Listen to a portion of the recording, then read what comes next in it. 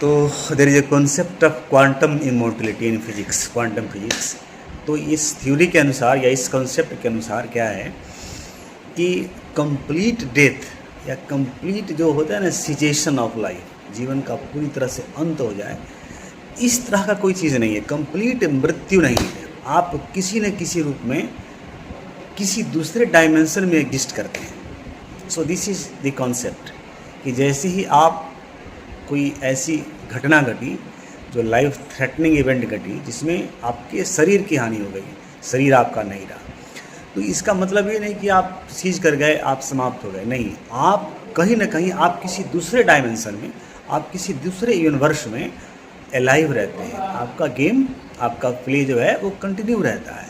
So this is the concept of quantum physics कि आप दूसरे डायमेंशन में अलाइव हैं।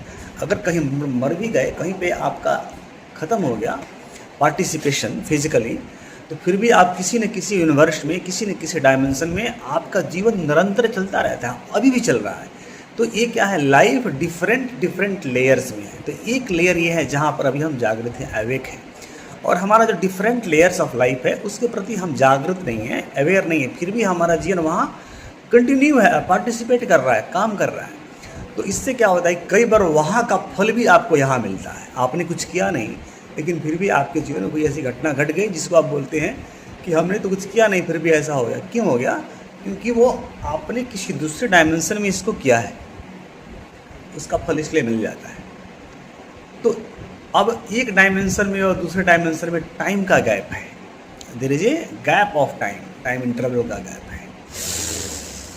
तो जो घटना वहाँ पहले घट गई वो घटना यहाँ मैनिफेस्ट होगी, लेकिन उसमें एक टाइम का स्पेन रहेगा, एक पीरियड का स्पेन रहेगा, 3 महीने का, 4 महीने का, 6 महीने का, सब डिपेंडिंग, क्योंकि इन्फिनिट लेयर्स हैं, बहुत सारे लेयर्स हैं।